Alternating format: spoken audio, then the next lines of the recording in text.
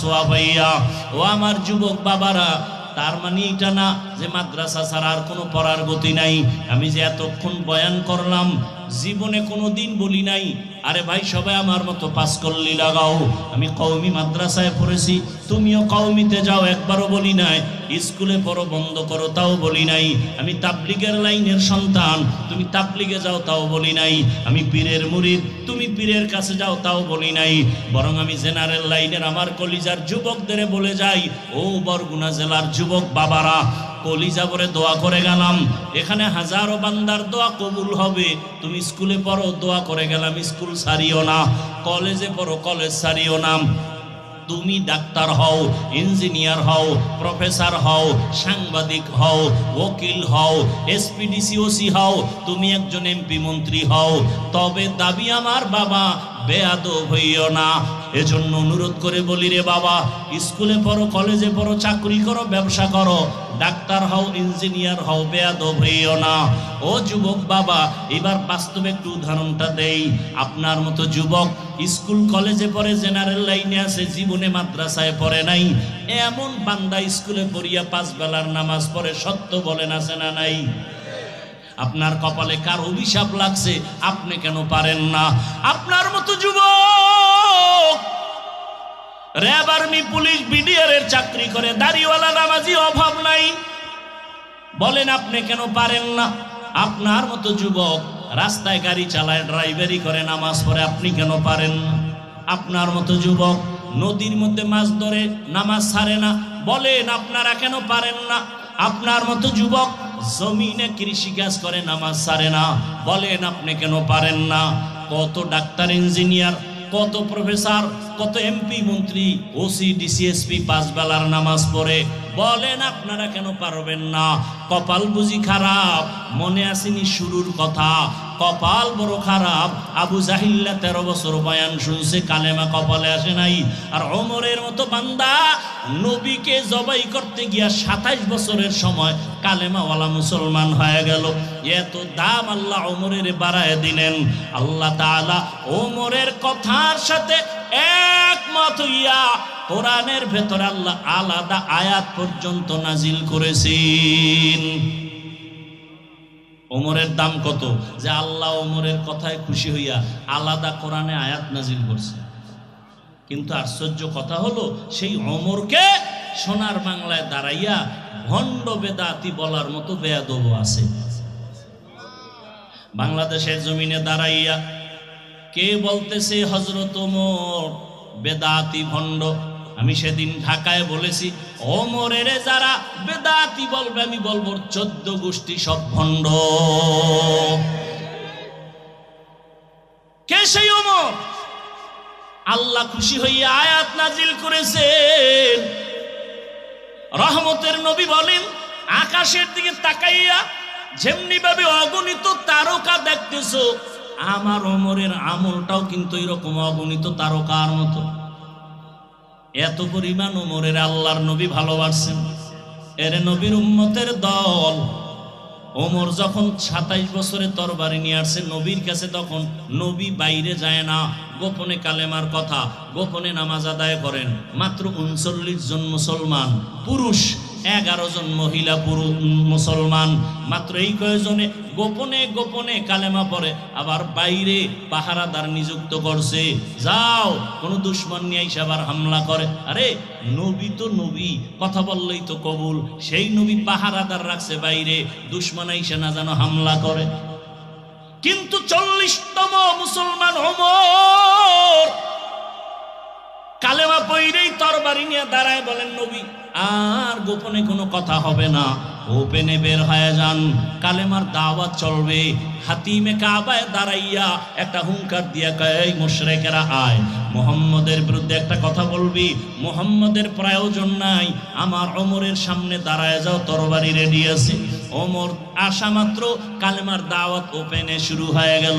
আল্লাহ ওমরের উপরে এতটা খুশি যে আল্লাহ এক জায়গায় না একাধিক জায়গায় আয়াত নাজিল করছেন। বাইতুল্লাহ তাওয়াফ করেন নবীজি, সাথে সাহাবা, ওমর সহ বাইতুল্লাহর তাওয়াফ 7টা চক্কর শেষ। এবার নিয়ম হলো বাইতুল্লাহর 7 চক্কর দিয়া 2 রাকাত নামাজ পড়া লাগবে, ওয়াজিব নামাজ, তাওয়াফের নামাজ। নবীজি বলেন নামাজটা কোথায় শুরু করব? পরামর্শ দেন। একজনে বলেন ইয়া রাসূলুল্লাহ বাইতুল্লাহর দরজা বরাবর নামাজ 2 রাকাত পড়েন। কেউ বলে জমজম কূপের কিনারায় পড়েন। ওমর বলতেছে নবী আমার মত হলো ওই যে মাকাম ইব্রাহিম পাথরের উপরে দাঁড়াইয়া ইব্রাহিম নবী বাইতুল্লাহ নির্মাণ করেছেন, ওটার পিছনে নামাজ পড়ি।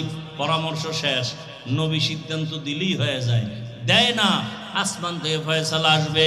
জিবরাইল আইসা বলতেছেন ইয়া রাসূলুল্লাহ আয়াত আল্লাহ দিয়া দিছেন, আল্লাহ বলে দিছেন ওমর যেটা বলছে আল্লাহ মেনেছেন, আপনাকেও মানতে বলেছেন। সেই ওমরের মতে কিয়ামত পর্যন্ত তাওয়াফের নামাজ মাকামে ইব্রাহিমের পেছনে কিয়ামত পর্যন্ত হাজিরা পড়তে থাকবে। পরামর্শটা কার? ওমরের। আল্লাহ খুশি হয়ে আয়াত নাজিল করে দিলেন। আল্লাহ কয় আমি ওমরেরটা মেনে নিলাম, রসুলকেও মানতে বললেন। সেই ওমরকে বেদাতি বলে এই জমিনে। কপাল বড় খারাপ ও যুবক, এই জন্য বলেছি বরদোয়া নিও না। স্কুলে পড়ো, কলেজে পড়ো, চাকরি করো, ব্যবসা করো, মা বাবার দোয়া, শিক্ষকের দোয়া, উলামায়ে কেরামের দোয়া নিয়ে সামনে আগাও। আদর্শবান ডাক্তার হও, আদর্শবান ইঞ্জিনিয়ার হও। ও পর্দার আড়ালের আম্মা জানেরা, বোনেরা, আপনাদের জীবনটা কতই যে ধন্য। সমস্ত নবীদের মা আপনারা, সাহাবায়ে কেরামের মা। এখানে স্টেজে কত সন্তানের মাথায় পাগড়ি দিলাম কোরআনের হাফেজ। এদের সিনার ভেতরে 30 পারা কোরআন জমা করে দিছেন আমার আল্লাহ। এদের মা বাবার মতো ঈদের আনন্দে আজকে আর কেউ নাই রে বাবা। ও পর্দার আড়ালের আম্মা জান, আল্লাহ আপনাকে কত সম্মান দান করেছেন। সারা দিন রাত বয়ান করলে শেষ করা যাবে না। এই জমিনে যত ভালো ভালো সন্তান আছে আপনাদের অবদানের কারণে। দুনিয়াতে ভালো যত সন্তান আপনাদের কারণে। এরে আম্মা জান, আপনার মতো কত মা এখনো আছে, পর্দা করে, স্বামীর মাল হেফাজত করে, মোবাইলে সময় নষ্ট করে না। আপনারা কেন পারবেন না রে মা? এখনো সময় আছে, তওবা করেন। আপনার মতো মায়ের গর্ভ থেকেই তো খাজা মঈনুদ্দিন চিশতি আজমিরি আসছেন। আসিয়ার মতো বান্দি এই বেঈমানের ঘরে থাকিয়া এত ক্ষমতা, এত টাকা সব লাথি মেরে ফালাইয়া আসি আমার মালিকের এমন পেয়ারা হয়ে গেলেন। একদিন ফেরাউন গোপনে দাঁড়ানো, আসিয়ার হাতের থেকে কি পড়ে গেল। ফেরাউন দেখতেছে, আসিয়া বিসমিল্লাহ বইলে ওইটা হাতের মধ্যে নিল। ফেরাউন বলে তুমি কার নাম নিলা? আসিয়া টের পেয়ে গেল। এতদিন তো জানতো না ফেরাউন, এখন যেহেতু জেনেই ফেললো, এখন আর গোপন রেখে লাভ নাই। আসিয়া ডাক দিয়ে কয় আমার মালিক, আমার রবের নাম আমার জবানে নিয়েছি। ফেরাউন ডাক দিয়ে কয় মিশরের তো রব আমি, তুমি আবার কোন রবের নাম নিয়েছো? আসিয়া কয় জানো না রে ফেরাউন, তোমার যিনি বানাইছেন তিনি আমার রব। ফেরাউন বলে সর্বনাশ করলা, তুমি আমার স্ত্রী হইয়া যদি আমারে রব না বলো, খোদা না বলো, আমার খোদাগিরির মূল্য থাকে না। মিশরের মানুষ জানতে পারলে সি সি করবে। আসিয়া তুমি আমার একবার হলেও খোদা মানো। আসিয়া বলে কল্লা দিব, আমি ঈমান দিতে পারবো না। এবার ফেরাউন বলে তাহলে তুমি যদি জোরে না বলো, আস্তে আস্তে আমার কানে কানে একবার স্বীকার করো। আসিয়া চোখের পানি ছেড়ে বলে ও ফেরাউন, দুনিয়ার এই মিশরের মানুষ তোমাকে ফাঁকি দিতে পারে, কিন্তু আমি এমন রবের গোলাম, পানির ভেতরে ডুব দিয়ে কি করি কেউ জানে না। আমার মালিক ওয়াহুয়া মাআকুম আইনামা কুনতুম।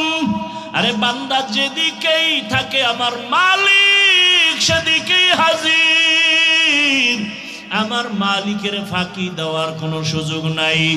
আল্লাহ বলেন ফাআইনামা তুওয়াল্লু ফাসাম্মা ওয়াজহুল্লাহ। রে বান্দা তুই যেদিকেই তাকাও সেদিকেই আমার মাওলার কুদরত হাজির। আসিয়া বলে ফেরাউন মরিয়া যাব, তোমাকে একবারও খোদা বলে স্বীকার করব না। আসিয়া ডাক দিয়ে কয়, ফেরাউন ডাক দিয়ে কয়, আসিয়া রেডি হইয়া যাও, যদি আমাকে খোদা বলে স্বীকার না করো তোমাকে আমি শুলিবিদ্ধ করে ফাঁসি দিয়ে মেরে ফেলবো। আসিয়া বলে মরতে রাজি, আমার মালিকের থেকে আমি জুদা হতে পারবো না রে ফেরাউন। ফেরাউন এবার ক্ষিপ্ত হইয়া এত বড় ক্ষমতাওয়ালা আসিয়ার মতো ব্যক্তির খানা বন্ধ করে দিল, বিছানাও বন্ধ করে দিল। এবার তারিখ দিয়ে দিল, আসিয়া যদি এতদিনের মধ্যে আমাকে রব বলে স্বীকার না করে, রেডি করো, ময়দানে ঘোষণা দিয়া দাও আসিয়ার ফাঁসি হবে। ঘোষণা দিয়া দিল, আসিয়াও মজবুত হয়ে গেল, মরিয়া গেল, আমার মাওলাকে আমি ছাড়ব না। আমি দুনিয়াতে যারে আপন মনে করি, আরে কেউ তো আমার সাথে কবরে যাবে না। আমার ভাই বোন, মা বাবা, টাকা পয়সা, বাড়ি গাড়ি সব আমার থেকে আলাদা হইয়া যাবে। ওই কবরে থাকবে আমার মালিক। ওই আল্লাহকে নিয়েও যদি কবরে যেতে না পারি, আমার উপায় কি হবে? আসিয়া চোখের পানি ছেড়ে আল্লাহর কাছে কান্না করে, আজকে তারিখ হয়ে গেল, আসিয়ার শুলিবিদ্ধ ফাঁসি হবে। আসিয়াকে যখন হাতে পায়ে রশি লাগাইয়া ফাঁসির মঞ্চে নিবে যাচ্ছে, আসিয়া চোখের পানি ছেড়ে কাঁদতেছে। হঠাৎ করে দেখে জমানার নবী মূসা ওই পথ দিয়া হাইটা যায়। আসিয়া ডাক দিয়া কয়, রে নবী মূসা, আপনি জানেন নি আমি আসিয়ার খবর কি? নবী মূসা বলে, জানি, আজ তোমাকে ফাঁসির মঞ্চে নেওয়া হচ্ছে। আসিয়া ডাক দিয়ে কয়, নবী মূসা, আপনি তো তুর পর্বতে যান, আমার মাওলার সাথে মাঝে মাঝে কথা বলেন, আমাকে একটু বলবেন না, আমি যে এখন মরতে যাইতেছি, আমার মাওলা এই মুহূর্তে আমার উপরে বেজার না খুশি? নবী মূসা ডাক দিয়া কয়, রে আসিয়া, এই মুহূর্তে আমার মালিক তোমার উপরে অনেক অনেক খুশি। আসিয়া এই কথা শুই না আসমানের দিকে তাকায় একটা চিৎকার দিছে, কোরআনের আয়াত। আসিয়া ডাক দিয়া বলে, ক্বালাত রব্বি বিনিলি ইনদাকা বাইতান ফিল জান্নাহ, ও দয়ার মালিক তাকাইয়া দেখো,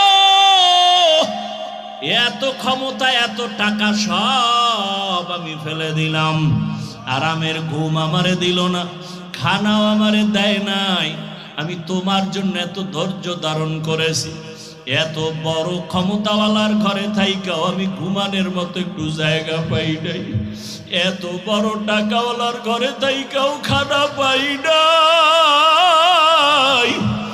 এখন আমার ফাঁসি হাজার হাজার মানুষ দেখার জন্য আছে। ও আল্লাহ, বিদায় বেলা আমার কলিজার একটা দাবি, জান্নাতে তোমার পাশে একটা ঘর বানাইয়া দিও। ও আল্লাহ, তোমার পাশে একটা জান্নাতে ঘর বানাইয়া দিও। আসিয়া এই দোয়া করিয়া হঠাৎ করে কিছুক্ষণ আসমানের দিকে তাকাইয়া কান্না বন্ধ করে হাসা শুরু করলো। ফেরাউন বলে, এতক্ষণ কান্না করেছো, এখন মরণকালে আবার কেন হাসো? আসিয়া কয়, ফেরাউন তোর কপাল খারাপ, তুই দেখো না, বুঝো না, বিদায় বেলা আমার মালিক আমার অন্তর চক্ষু খুলে দিয়েছেন, আমারে ঘুমানোর জায়গা দাও নাই, খানা দাও নাই, আমি মালিকের কাছে একটা জান্নাতে ঘর আমি চাইছি। আল্লাহ আমার অন্তর চক্ষু খুলে দিয়েছেন, আমি তাকাইয়া দেখি সেই জান্নাতের ঘরের ছবি, আর আমি দেখি লক্ষ লক্ষ ফেরেশতারা আমাকে নেওয়ার জন্য অপেক্ষায় আছে আসমানে। আমার রুহটা আমার মালিকের কাছে নিয়ে যাবে, তাড়াতাড়ি আমারে মৃত্যুদণ্ড দিয়া দাও, মরণের পর্দাটা আমি ভেদ করলে আমার মালিকের আমি এখন সাথে সাথে পেয়ে যাব। মরণের পর্দা উঠাইলেই আল্লাহ তো আদা করেছেন, ফামান কানা ইয়ারজু লিকা রাব্বিহি ফালইআমাল আমালান সালিহা ওয়ালা ইউশরিক বিইবাদাতি রাব্বিহি আহাদা। এরে বান্দা, যদি রবের সাথে মোলাকাত করতে চাও, শিরিক মুক্ত ঈমান আর আমল তৈরি করে নাও। মরণের পর্দাটা ভেদ করিয়া রবের সাথে তোমার মোলাকাত হয়ে যাবে।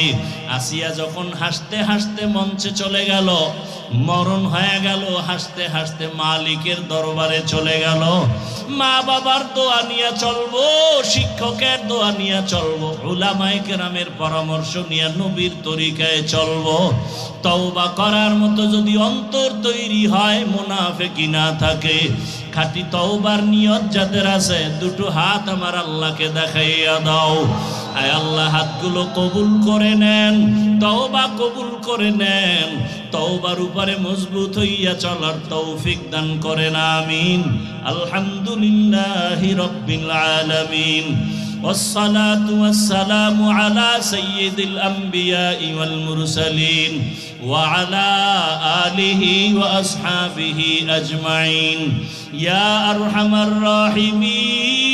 الراحمين يا أرحم الراحمين يا أرحم الراحمين رب ارحمهما كما ربياني صغيرا اللهم إنك عفو كريم تحب العفو فاعف عنا اللهم إنا نسألك رضاك والجنة ونعوذ بك من سخطك وغضبك والنار اللهم إنا نعوذ بك من البرص والجنون والجذام وسيء الأسقام اللهم ارحمني بترك المعاصي اللهم ارحمني بترك المعاصي اللهم ارحمني بترك المعاصي يا رب اغفر لي يا رب اغفر لي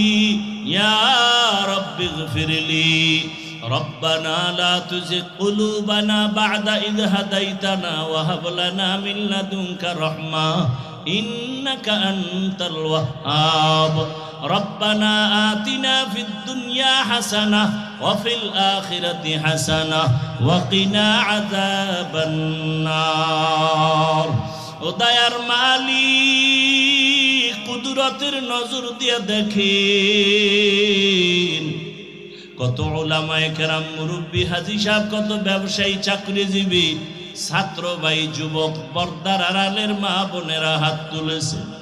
আয় আল্লাহ, আমরা সবাই জাহান্নামের আসামি, গুনাহগার। গুনার কারণে আমার হাত না পাক, আমার চোখ না পাক, আমার জিহ্বা না পাক, আমার অন্তর না পাক। গুনার কারণে দিলটা পাথর হয়ে গেল, চোখে পানিও নাই। ও আল্লাহ, জীবনের সব গুনাহ মাফ করে দেন। তওবার নিয়ত করেছি, আর নামাজ ছাড়বো না, দাড়ি কাটবো না, বেপরদায় চলবো না। মা বাবার দোয়া নিয়া, শিক্ষকের দোয়া নিয়া, উলামায়ে কেরামের দোয়া পরামর্শ নিয়া, নবীর আদর্শ মেনে চলবো। আয় আল্লাহ, আমাদের তওবা কবুল করে নেন, গুনাহ মুক্ত জীবন দান করেন।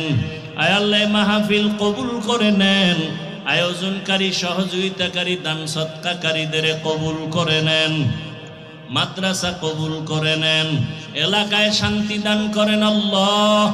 ও দয়ার মালিক।